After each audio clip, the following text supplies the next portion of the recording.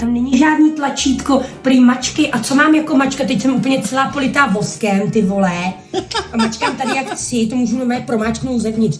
A jako jak to zpívá? Zpívající svíčky se stojánkem.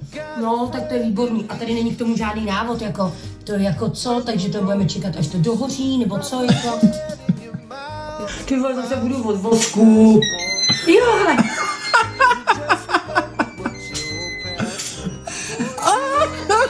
Jako nemám narozeniny, ale chtěli jsme ty za svíčky.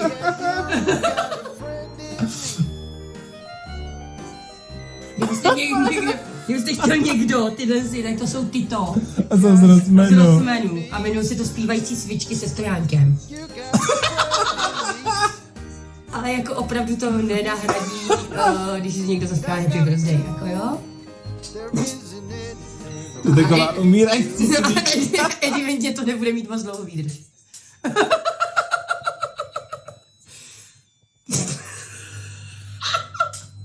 No takže tak.